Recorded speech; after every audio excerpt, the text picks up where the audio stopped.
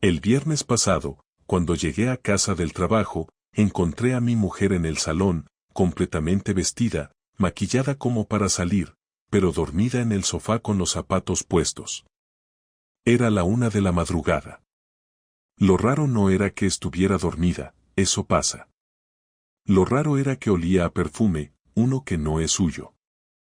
Y no hablo de creo que me suena, sino de uno masculino, intenso. Ese tipo de colonia cara que deja estela.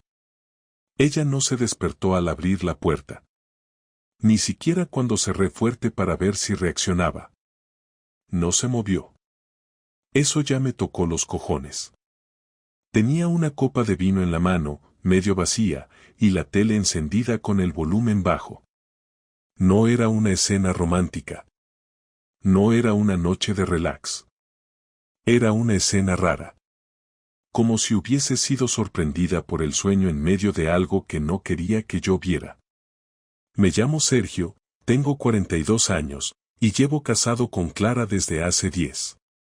Nunca fuimos la pareja más intensa del mundo, pero tampoco estábamos mal. Tenemos un hijo de 8 años, Daniel, que esa noche estaba en casa de sus abuelos, en Alcorcón. De hecho, Clara había insistido en que era buena idea que durmiera allí porque así descansábamos. Ahora lo pienso y me arde el estómago. ¡Qué puta casualidad! No dije nada. Solo la miré un rato. Después fui directo al baño, cerré la puerta y me senté en la tapa del váter con la cabeza entre las manos. No soy paranoico, nunca lo he sido. Pero esa escena tenía algo sucio. Algo oculto. No por la copa de vino, ni por el perfume. Era por su cara. Aunque estuviera dormida, tenía esa expresión de quien finge hasta dormido. Una tensión en la mandíbula, los párpados apretados. No era relajación. Era culpa. Era miedo. Cuando volví al salón, ella se había despertado. Me sonrió como si no pasara nada. «Hey, cariño. Te quedaste hasta tarde», me dijo, bostezando. Me dormí viendo una peli. No respondí. Me limité a sentir y a sentarme en la otra punta del sofá. Ella me preguntó si quería cenar algo. Dije que no. Que ya había comido en el trabajo. Mentira. No había probado bocado desde las 2 de la tarde. El estómago se me cerró cuando vi esa escena, como si algo me avisara de que estaba a punto de descubrir algo que me iba a cambiar la vida. Esa noche dormimos en la misma cama, pero de espaldas. Ella intentó acercarse un momento, poner una mano sobre mi pecho, pero yo me giré y fingí estar profundamente dormido. Sentí cómo se apartaba, y cómo su respiración se volvía lenta, controlada. De nuevo, fingía. Al día siguiente, sábado, me levanté antes que ella. Me hice un café y me fui a correr sin decirle nada. Necesitaba pensar, o al menos calmar la cabeza. Y mientras trotaba por el parque de la Quinta de los Molinos, algo me explotó dentro, el asco. No los celos, no la tristeza. Asco. Porque me di cuenta de que no estaba buscando excusas para entenderla, sino formas de no enfrentarme a lo que ya intuía. Y eso me jodía más todavía. ¿Cómo había llegado al punto de dejarme engañar con una sonrisa? Volví a casa y Clara ya estaba en la cocina, como si nada. Con una tortilla en la sartén, el pelo recogido y la música puesta. Todo muy doméstico. Todo muy normal. ¿Dónde has ido tan temprano?, me preguntó. A correr, contesté sin mirarla. ¿Sin avisar?, preguntó, con tono de reproche, como si yo fuese el raro. Tampoco sabía que tenías planes de dormir con perfume de otro, le solté sin pensarlo. El silencio fue inmediato. Apagó el fuego. Se quedó de espaldas. Y durante unos segundos, pensé que iba a admitir algo. Pero no. ¿Perdón?, preguntó, dándose la vuelta con cara de sorpresa. Que anoche olías a colonia de hombre. Y no era la mía. Ni la de nuestro hijo. ¿Quieres explicarlo? Ella negó con la cabeza y se echó a reír. Esa risa forzada, como cuando pillas a un niño en una mentira y finge que no pasa nada. ¿Estás celoso ahora, Sergio? ¿De verdad? No. Estoy harto. Hay una diferencia. Me senté en la mesa, con el café ya frío. Ella se apoyó en la encimera y me miró. Entonces cambió de estrategia. A ver, sí, quedé con unas amigas. Una de ellas vino con su novio, que se pasó de colonia. Me dio 2 besos y se me quedó el olor. ¿Qué quieres, que me duche en el portal? No respondí. Porque lo que decía tenía sentido, si no fuera porque vi una segunda copa en la mesa del salón al volver anoche. Y si no fuera porque esa copa no estaba allí por la mañana. Sí. Me fijé. A las 3 de la mañana, cuando fui a la cocina, ya no estaba. Como si alguien la hubiera recogido. Como si hubiera querido borrar pruebas. Ese mismo día, por la tarde, Clara dijo que iba a hacer unas compras. Que necesitaba cosas para el colegio del niño y que pasaría también por la peluquería. Yo asentí. Le dije vale con una sonrisa. Pero en cuanto cerró la puerta, cogí el móvil y llamé a Mario, mi mejor amigo. No para contarle todo. Solo para decirle una frase. Tío, ¿puedo usar tu coche esta noche? Él no preguntó. Me lo dejó. Y esa noche, empecé a seguirla.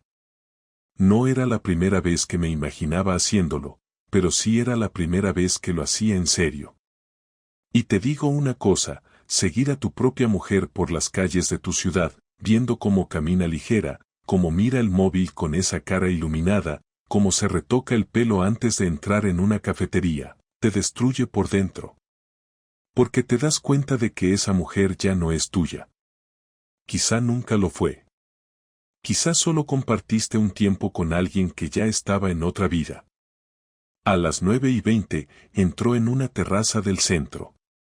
La seguí desde el coche. Aparqué cerca. Me puse la capucha. Y desde una esquina la vi sentarse en una mesa. Solo un minuto después, apareció él. Lo reconocí al instante. No por conocerlo, sino porque se notaba. En la forma en que se saludaron, en cómo ella se levantó y lo abrazó como si llevaran semanas sin verse. En cómo él le tocó la espalda. No había duda. Ninguna. No tenía pruebas todavía. No tenía grabaciones ni fotos. Pero esa escena ya era suficiente. Porque más que la traición, dolía la naturalidad. Como si esa vida paralela hubiera existido desde hace tiempo. Como si yo fuera el invitado en mi propio matrimonio. No hice nada. No me acerqué. No los interrumpí. Solo me quedé allí, quieto, mirando. Hasta que se me enfrió el alma. Y ahí supe que esto acababa de comenzar. Volví a casa cerca de la medianoche, con las manos sudadas aunque hacía fresco y la cabeza funcionando como una máquina que no se puede apagar. No le dije nada a Mario, no le conté lo que vi, solo le devolví las llaves de su coche y le dije que gracias, que ya hablábamos. Lo que había presenciado era suficiente para mí, pero al mismo tiempo, no era nada. A nivel emocional, estaba destruido, pero en términos prácticos, era como si no hubiera pasado nada. No tenía fotos, no tenía nombres, no tenía ninguna prueba más allá de haberla visto abrazarse con un tipo que, a todas luces, no era ningún amigo. Ni de su trabajo, ni de su familia, ni de su infancia. Lo supe por cómo le sonrió al recibirlo, por cómo se inclinó hacia él con el cuerpo entero, por cómo se tocaron el antebrazo mientras hablaban. A veces los gestos dicen más que las palabras, pero el mundo no se mueve por intuiciones, se mueve por hechos. Clara ya estaba en la cama cuando llegué, con la tele encendida, las luces apagadas y una expresión tranquila, como si su día hubiese sido exactamente lo que me había contado. Me preguntó sin moverse, ¿ya ha cenado? Le dije que sí, que había picado algo en casa de Mario. Me contestó que mañana tenía que ir temprano al colegio por una tutoría, y se giró para dormir. Me quedé sentado en la cama un rato, observándola, sin entender cómo se puede actuar con tanta naturalidad después de haber traicionado a alguien con quien compartes techo, cama, hijo, vida. ¿Cómo se puede mentir así? Y más aún, ¿cómo no me di cuenta antes? Me estaba doliendo más mi propia ingenuidad que su engaño. No sabía si quería gritar, llorar, confrontarla o hacer como si nada, pero estaba claro que no podía quedarme quieto. El domingo me levanté temprano, y por primera vez en mucho tiempo, le preparé el desayuno a Clara. No por cariño, sino para poder observarla mientras comía. Le puse su café con leche, sus tostadas con tomate y aceite, todo como le gusta, y me senté frente a ella. Me miró sorprendida, pero sonrió. ¿A qué viene esto?, preguntó, con la boca aún llena. Le respondí que quería que tuviéramos un buen día, nada más. Y entonces, como si nada pasara, me empezó a contar lo bien que le fue ayer en su tarde de compras, lo que había encontrado en rebajas, y cómo estaba pensando en teñirse el pelo otra vez. Yo asentía y sonreía, pero por dentro todo se me revolvía. Cada frase que decía me parecía una falta de respeto, un añadido a la mentira. Aún así, no dije nada. La dejé hablar, y cuanto más hablaba, más convencido estaba de que no se trataba de algo nuevo, ni de un error puntual. Era una dinámica. Algo que llevaba tiempo ocurriendo, y que simplemente yo no había querido ver. Ese día, mientras Clara salía con Daniel al parque, aproveché para buscar en casa lo que me había negado a buscar antes. No por celos, sino porque necesitaba saber con qué estaba lidiando. Empecé por su bolso, sin tocar demasiado para no dejar huellas evidentes. Nada raro. Luego fui al escritorio donde guarda los papeles del colegio. Revistas, libretas, cosas del niño. Todo normal. Y entonces fui al armario del dormitorio. Ahí, escondido entre un par de cajas de zapatos que nunca usa, encontré una pequeña bolsa de tela con un neceser dentro. Y en ese neceser, dos cosas que me helaron el cuerpo, una caja de preservativos abierta y un pequeño frasco de perfume que no era suyo. Clara y yo no usábamos protección desde hacía años, ni llevábamos ningún perfume de ese tipo. Lo guardé todo tal como estaba. No tomé fotos. No lo moví. Solo lo vi, lo entendí, y cerré el armario. Cuando volvieron del parque, yo estaba en la terraza, fingiendo leer un libro. Clara estaba sonriente.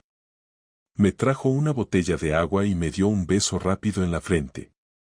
Nos lo hemos pasado genial, me dijo. Yo la miré. Pensé en decírselo ahí mismo. Pensé en preguntarle con quién había estado la noche anterior, qué coño hacía con una caja de condones escondida en una bolsa dentro del armario, quién era ese tío con el que se abrazaba como si fuera su novio. Pero no lo hice. En vez de eso, respiré hondo y le pregunté si quería que saliéramos a cenar los tres, en familia. Me dijo que sí, qué buena idea. Todo normal, todo perfecto. Esa noche en el restaurante, la observé más que nunca.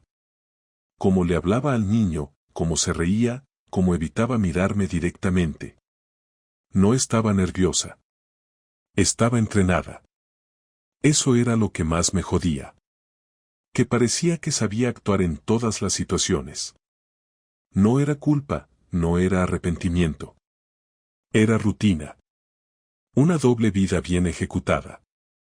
Cuando llegamos a casa, Daniel se fue a dormir y ella se quedó viendo la televisión.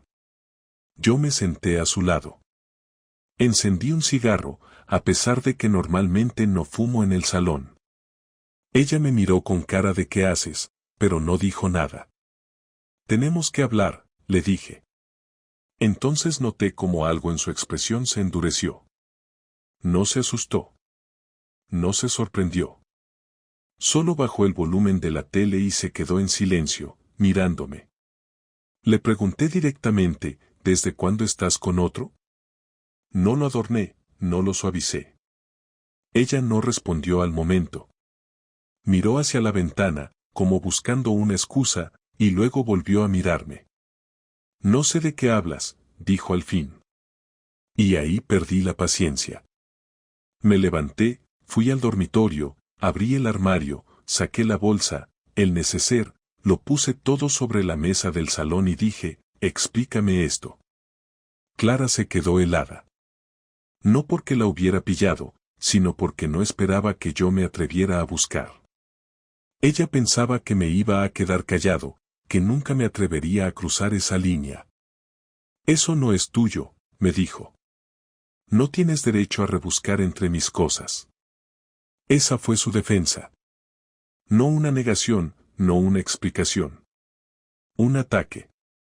Le respondí, tampoco tienes derecho a meter a otro en nuestra vida sin avisar. Entonces se levantó, nerviosa, como si por fin se le cayera la máscara. No tienes ni idea de lo que estás diciendo, gritó. Y luego bajó la voz. Sergio, no lo entiendes. Estoy confundida. No es tan simple. Ahí supe que era verdad. Que había otro.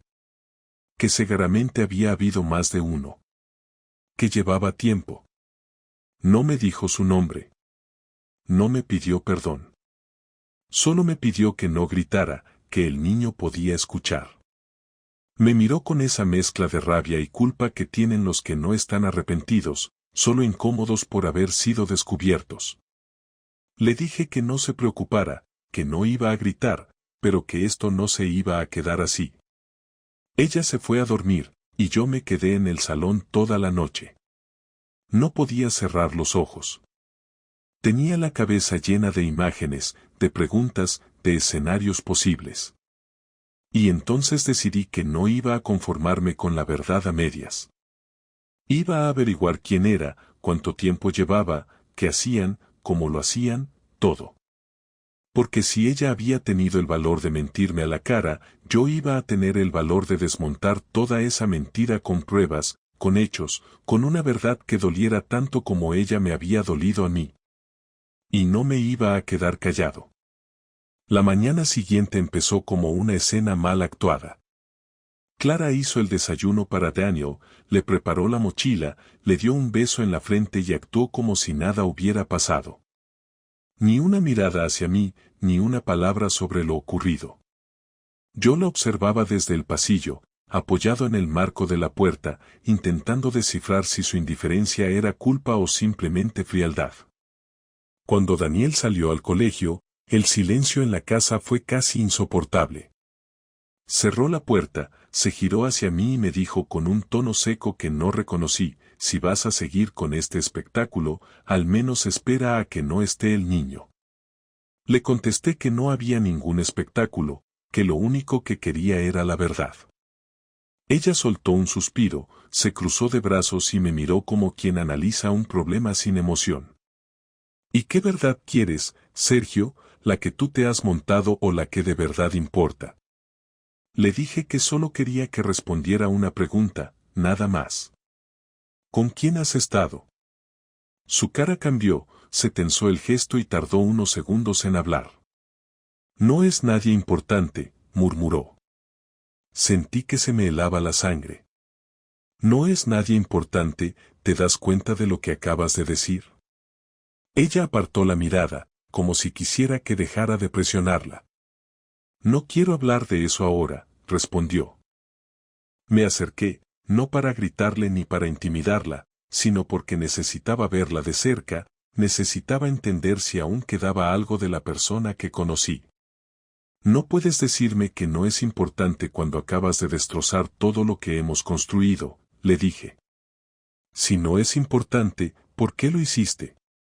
Clara se encogió de hombros, y en ese gesto vi algo que me hizo más daño que cualquier confesión, desinterés. Porque estaba cansada, contestó al fin. Cansada de sentir que vivo con un compañero de piso, no con un marido. Cansada de la rutina, de la misma conversación, de la misma cara cada día. No levantó la voz. No lloró. Lo dijo como si me explicara una lista de la compra. Me quedé quieto, sin saber cómo reaccionar. La rabia no me dejaba pensar, pero también había una parte de mí que entendía, aunque no quería.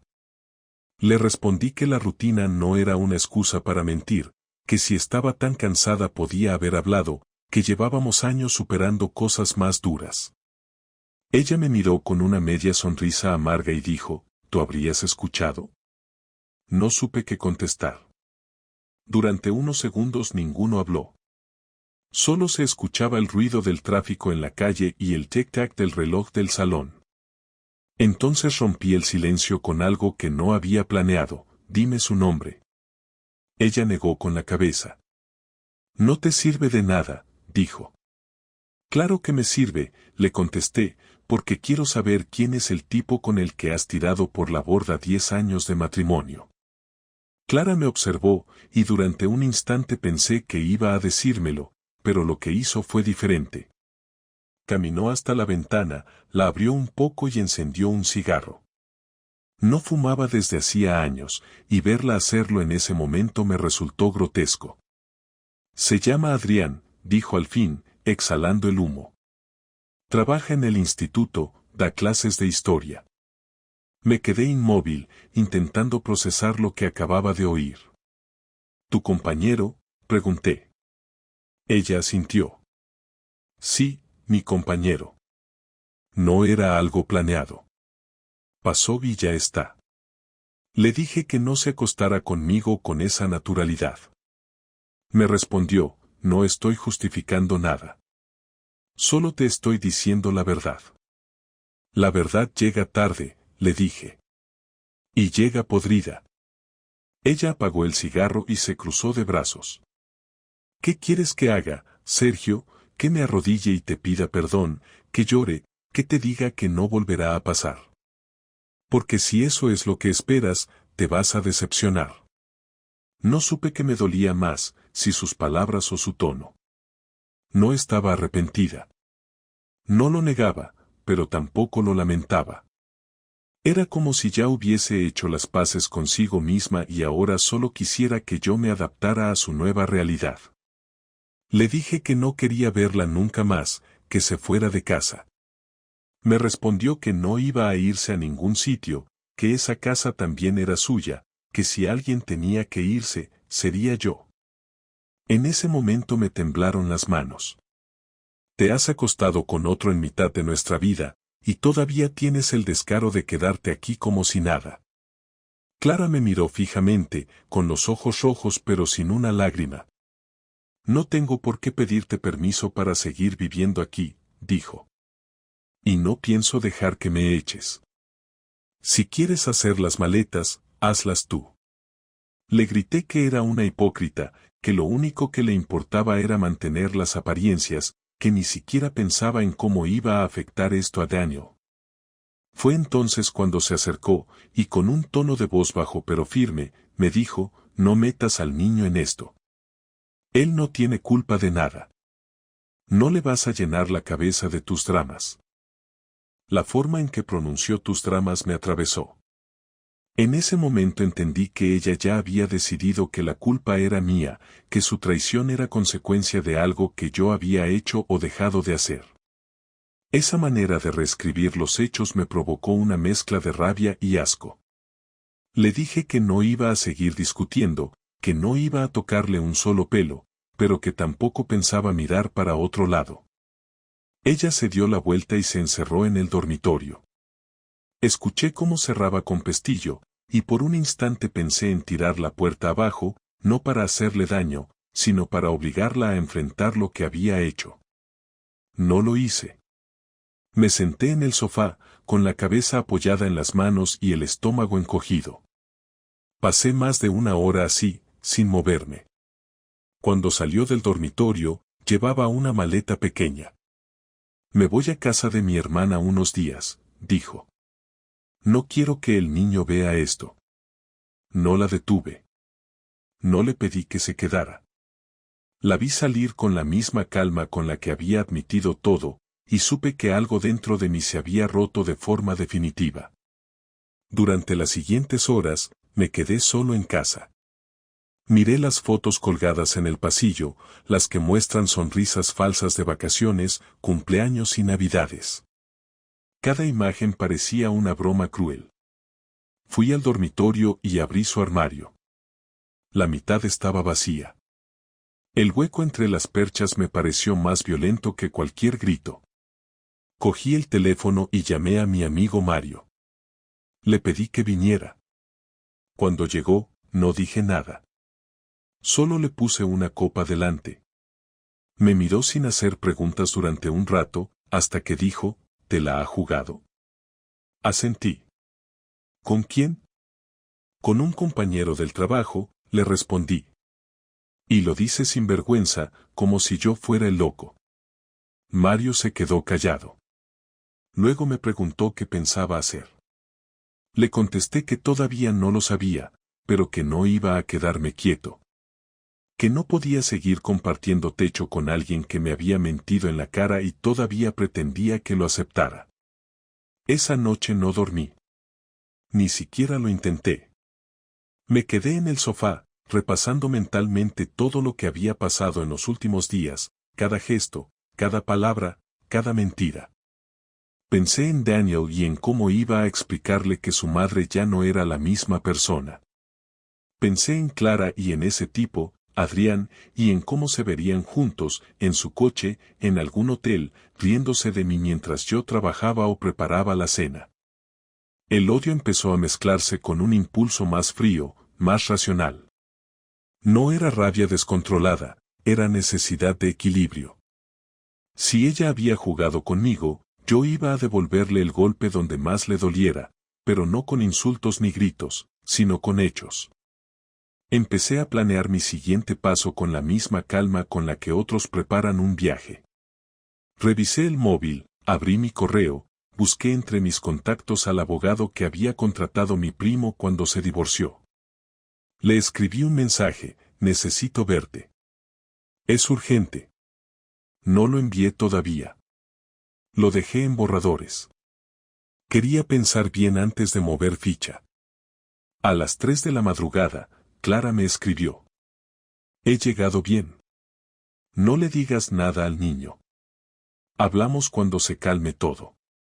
No respondí. Cerré el móvil y apagué la luz. El silencio de la casa me pareció el sonido más honesto que había escuchado en mucho tiempo. Y por primera vez desde que todo empezó, supe con certeza que no había marcha atrás. Los días siguientes fueron una rutina vacía, una especie de limbo donde todo seguía igual en apariencia pero nada tenía sentido. Daniel iba al colegio como siempre y yo lo acompañaba en silencio, intentando mantener el tono de un padre normal mientras por dentro sentía una mezcla de cansancio y rabia que me estaba comiendo. Clara seguía en casa de su hermana y no daba señales de querer volver, solo me escribía mensajes cortos para preguntar por el niño y para coordinar horarios. Nunca mencionaba lo que había pasado ni pedía hablar conmigo. Esa indiferencia me estaba volviendo loco, porque me hacía sentir invisible, como si toda la vida que habíamos tenido juntos fuera un borrador que ella había decidido tirar sin avisar. Cada vez que sonaba el móvil y aparecía su nombre, me dolía más que si no escribiera. El silencio era humillante, pero las frases vacías eran peores. Una noche, mientras Daniel dormía, abrí el ordenador y empecé a buscar a ese tal Adrián. No fue difícil encontrarlo, su nombre y su cara estaban en la web del instituto. 38 años, profesor de historia, sonrisa falsa en la foto institucional. Busqué su Facebook, su Instagram, su Twitter. Vi fotos en conferencias, excursiones con alumnos, partidos de fútbol con otros profesores. Todo normal. Pero lo que me encendió fue ver una foto publicada por Clara hacía un mes, en una cena del instituto, donde él aparecía sentado justo a su lado. Ella había escrito mi segunda familia. En ese momento supe que no era un error ni una aventura improvisada, era una relación planificada, cocinada a fuego lento mientras yo hacía mi vida confiado. Cerré el ordenador y me quedé un rato quieto, mirando el reflejo de mi cara en la pantalla negra. No lloré, no grité, pero una idea se me metió en la cabeza y ya no pude soltarla. Si ella había destruido lo nuestro sin remordimientos, yo iba a hacer que lo pagara. No de manera impulsiva ni violenta, sino calculada, organizada, con la misma frialdad con la que ella me había mentido durante meses. Al día siguiente pedí el día libre en el trabajo. Dejé a Daniel en el colegio y fui al instituto sin avisar. Me quedé en el coche, aparcado frente a la entrada, observando el movimiento de los profesores que llegaban y los alumnos que entraban corriendo. Lo vi salir del coche a las 8:45, con una mochila y una carpeta bajo el brazo. Tenía ese aire confiado de los tipos que se creen intocables, saludando a todos con una sonrisa. Lo seguí con la mirada hasta que entró en el edificio.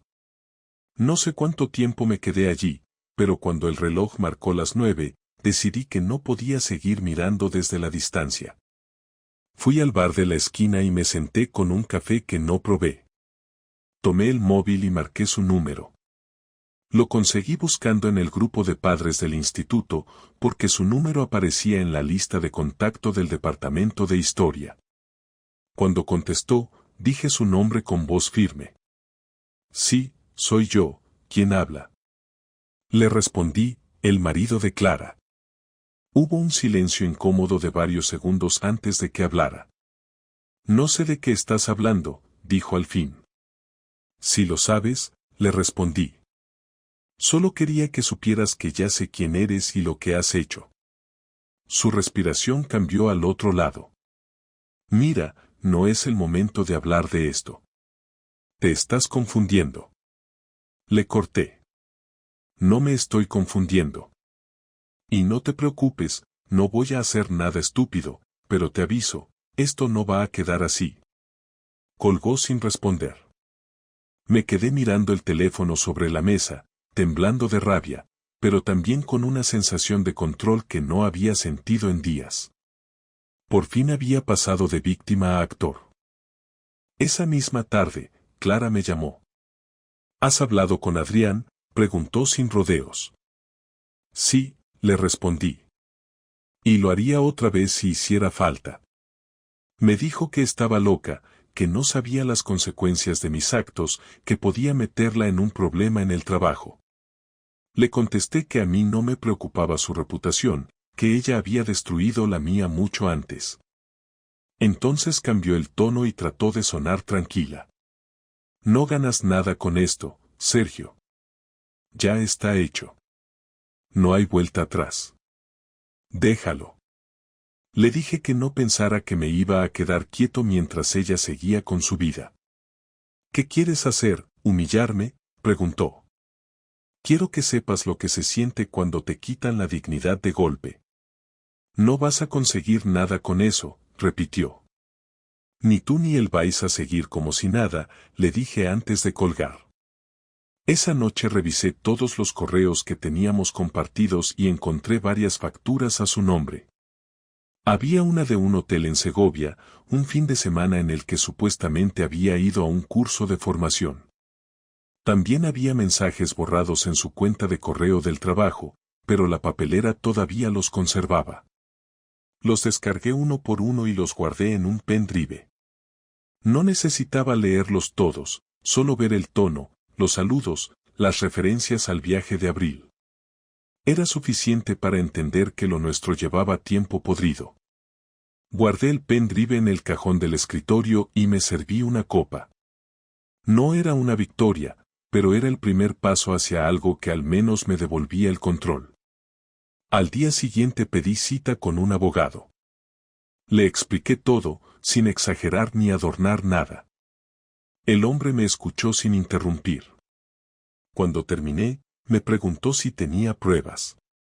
Le dije que sí, que tenía correos, facturas, fechas.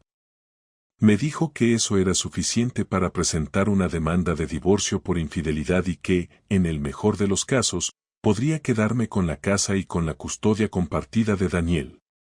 Me explicó los pasos y me dio una carpeta con la documentación que debía rellenar. Antes de irme, me preguntó si quería proceder de inmediato o esperar a hablar con ella una última vez. Le dije que lo haría, pero no por reconciliarme, sino para que entendiera lo que había perdido. El abogado me miró con una mezcla de respeto y cautela. No conviertas esto en una guerra, porque el que más sufre al final es el niño. Asentí, aunque sabía que la guerra ya estaba declarada. Esa noche Clara volvió a casa. No avisó. Simplemente entró con sus llaves, como si todavía tuviera derecho a hacerlo. Daniel corrió a abrazarla y eso me desarmó por un momento. Se quedaron hablando en su habitación y yo esperé en el salón. Cuando por fin salió, me miró sin decir nada y se sentó frente a mí. ¿Ya estás satisfecho con tu investigación?, preguntó. No, todavía no, le respondí. Pero estoy cerca. Me miró con desprecio. ¿De verdad vas a convertir esto en un circo judicial? ¿No te da vergüenza? Le contesté que vergüenza debía darle a ella, que había traicionado a su familia. No lo entiendes, dijo. Lo nuestro se acabó hace tiempo, solo que tú no quisiste verlo. Adrián no fue la causa, fue la consecuencia. Esa frase fue como una bofetada. Me levanté despacio y le dije, entonces no te quejes de las consecuencias que vas a tener tú. Ella me preguntó si estaba amenazándola. Le respondí que no, que solo iba a hacer lo que la ley me permitía. Haz lo que quieras, dijo mientras se levantaba. Pero no te atrevas a usar a Daniel contra mí. Yo no uso a nadie, contesté. Solo defiendo lo que queda.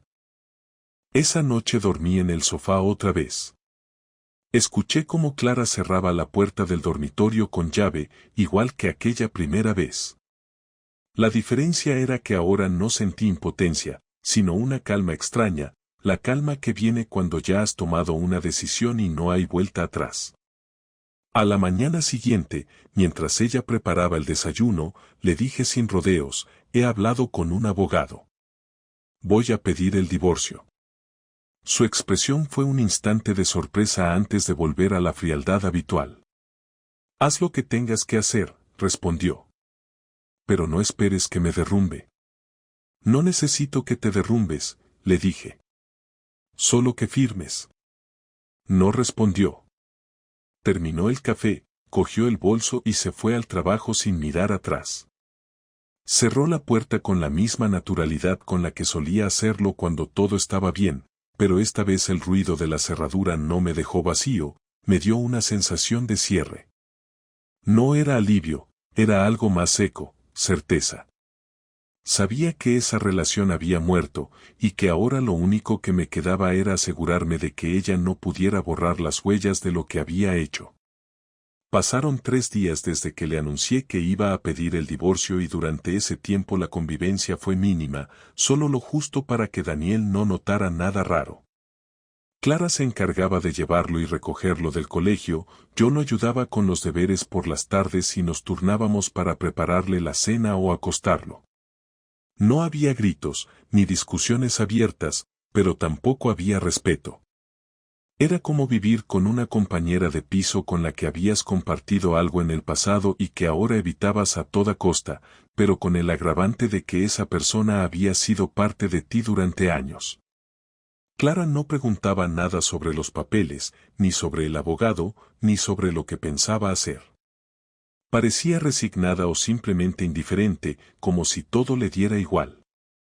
Esa actitud me confundía, porque esperaba, aunque fuera, una reacción más humana. Algo de arrepentimiento, de miedo, incluso de orgullo herido, pero no. Solo silencio. Y eso me enfurecía más que cualquier confrontación. Una tarde recibí una llamada del abogado. Me dijo que los documentos estaban listos para presentarlos y que necesitaba que Clara firmara algunos papeles de mutuo acuerdo. Si se negaba, el proceso se iba a complicar. Le dije que intentaría hablar con ella esa misma noche. No quería hacerlo frente a Daniel, así que cuando lo acostamos, le pedí que se sentara conmigo en la cocina. Ella llegó con una taza de infusión, se apoyó en la pared y esperó sin decir nada. Le expliqué que el abogado ya tenía todo preparado, que los papeles estaban listos y que solo necesitaba su firma para que fuera un proceso rápido y sin daño para el niño. Clara me miró sin moverse. ¿Qué pasa si no quiero firmar?, preguntó. Le dije que podía no hacerlo, pero que entonces lo resolveríamos por vía judicial, y que eso implicaría más tiempo, más dinero y más desgaste. Se encogió de hombros y dijo, haz lo que quieras. Saqué los documentos de la carpeta y los dejé sobre la mesa. Ella los miró de reojo, pero no los tocó. ¿Qué te hace pensar que voy a firmar algo que me presentas tú sin más?, preguntó. Le contesté que esto no era una decisión unilateral, que era el resultado de lo que ella había hecho, y que yo solo estaba cerrando una etapa. No es tan simple, dijo. No puedes decidir tú cómo termina todo esto. Yo no decidí cómo terminó, le respondí. Tú lo hiciste cuando empezaste a acostarte con otro a mis espaldas. Clara se sentó y cruzó los brazos. No es solo eso, Sergio, dijo.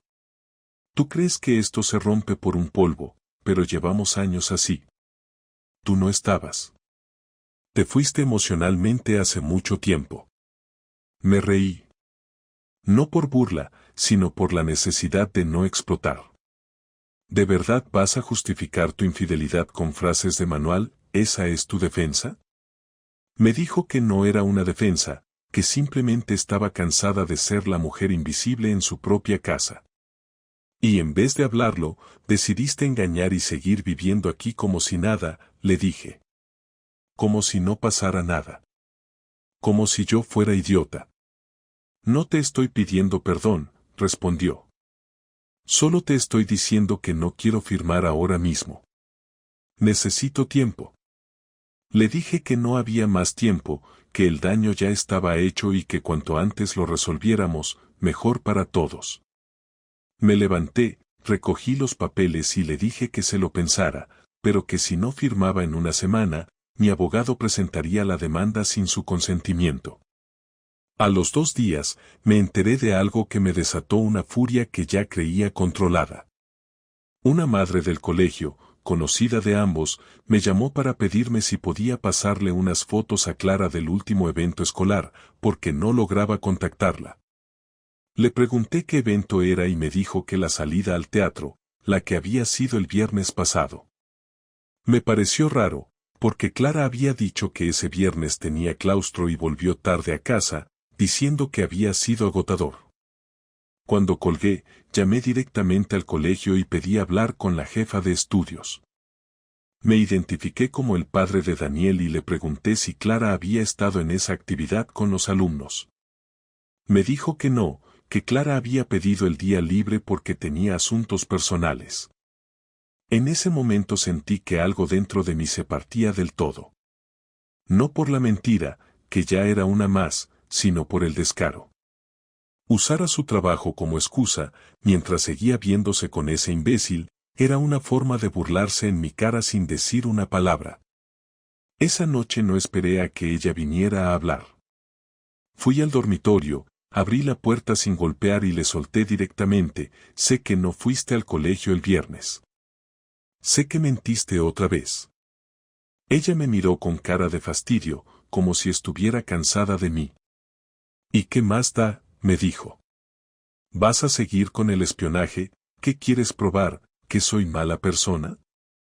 Ya te lo di todo en bandeja. Le dije que no se trataba de probar nada, sino de no permitir que me siguiera tomando por tonto. Y ya que no quieres firmar los papeles, voy a dejar claro que estás usando tu trabajo como excusa para tus escapadas. Si tengo que ir al juzgado con testigos, lo haré.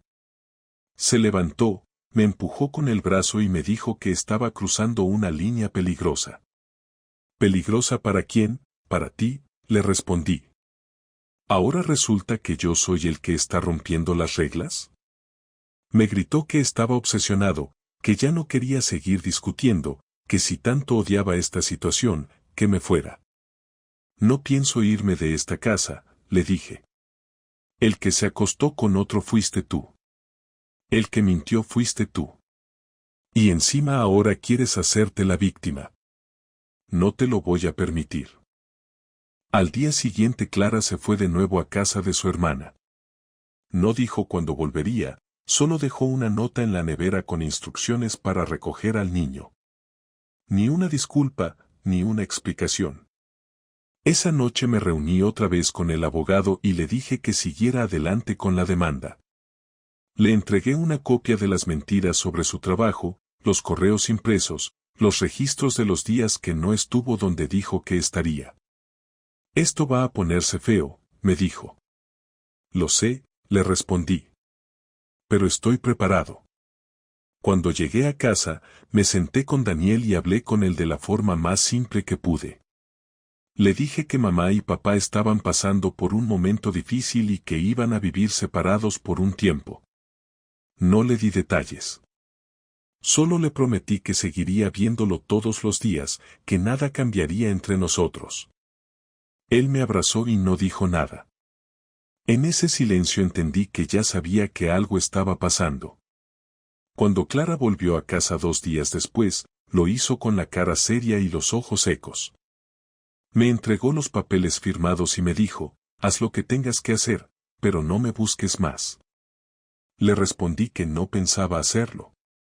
No había odio en mi voz, solo una frialdad que ni yo sabía que tenía.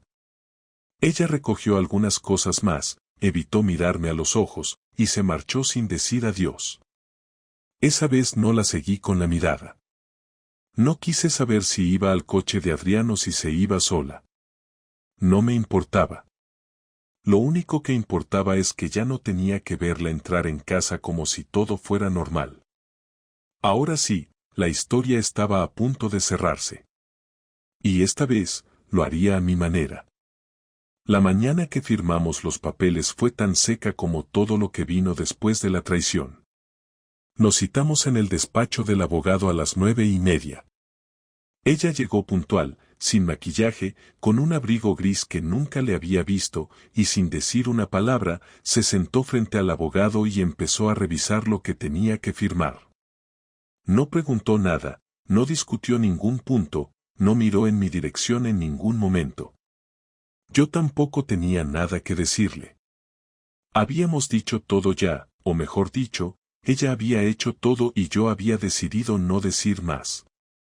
El abogado solo nos pidió las firmas y nos explicó los pasos siguientes. El juez revisaría el acuerdo, establecería las condiciones oficiales y en menos de un mes estaríamos oficialmente divorciados.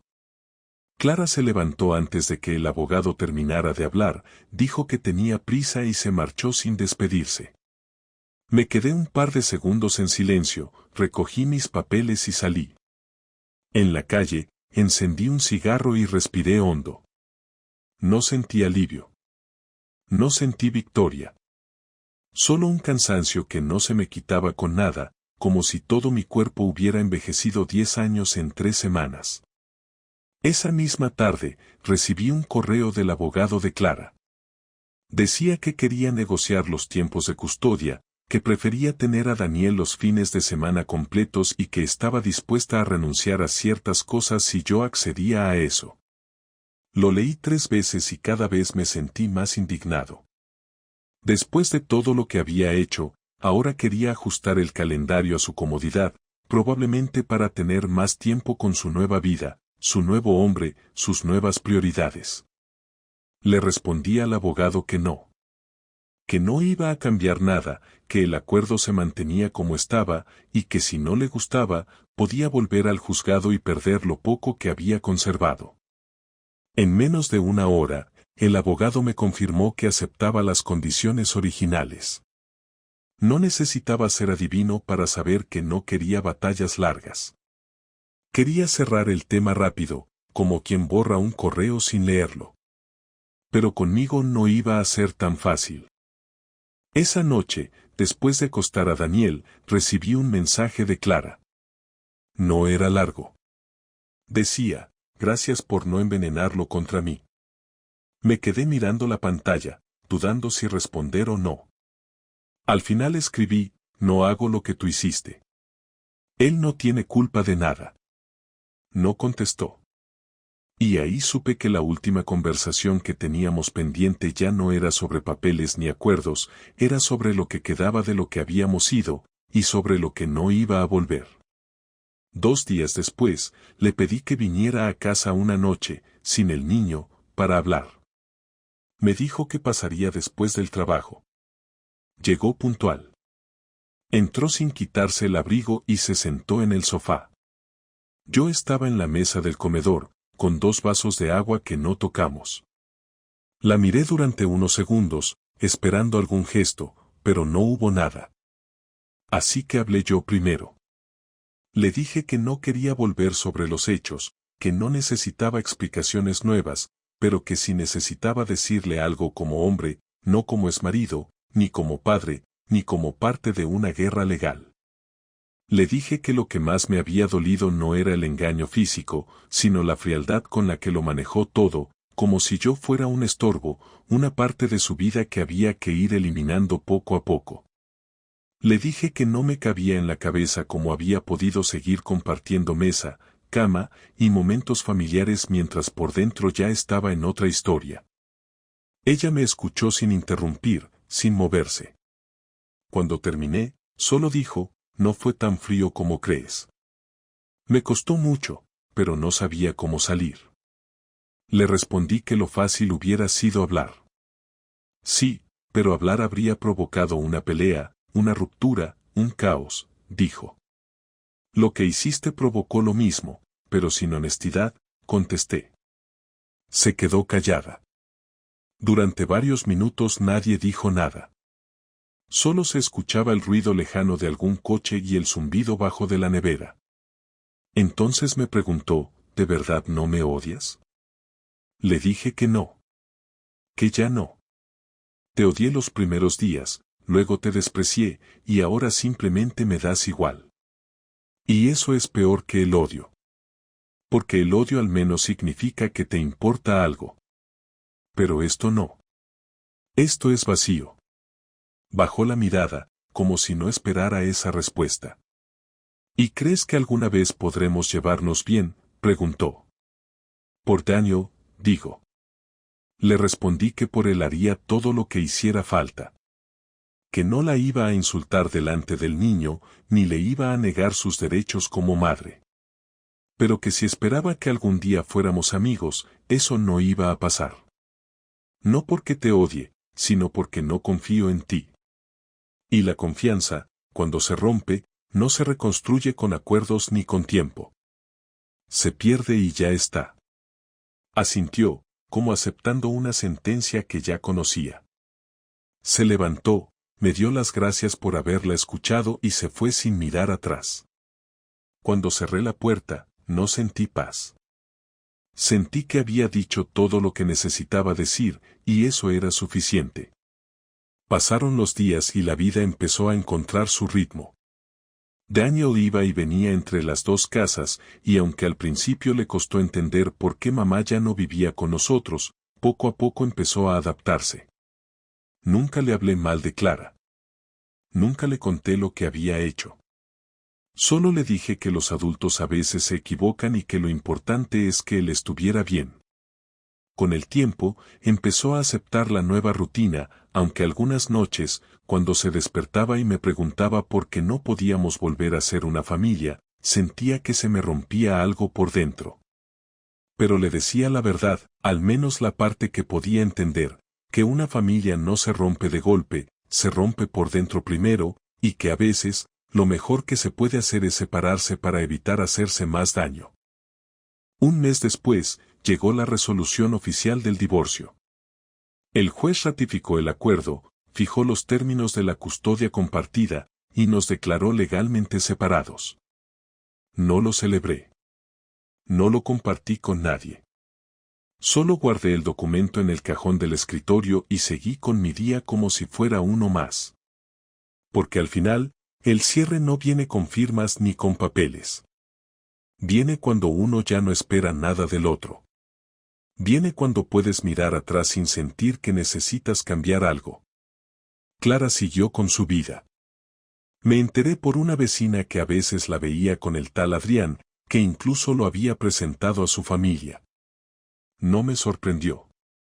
Tampoco me afectó. Ya no era mi problema. Mi único foco era Daniel, y poco a poco, también empecé a recuperar partes de mí que había perdido en esa relación. Volví a salir con amigos, retomé cosas que había dejado de hacer, incluso empecé a mirar a otras mujeres sin ese nudo en el estómago. Ahora, meses después de todo, puedo decir que no me arrepiento de cómo manejé las cosas. No fui perfecto, no siempre supe qué hacer, pero no bajé la cabeza, no me dejé destruir, y sobre todo, no le permití quedarse con mi dignidad. Perdí una esposa, sí. Pero también me quité de encima a alguien que ya no me respetaba, y eso, aunque al principio doliera, terminó siendo una liberación. Porque vivir con alguien que te miente todos los días no es vida. Y yo, por fin, había vuelto a respirar.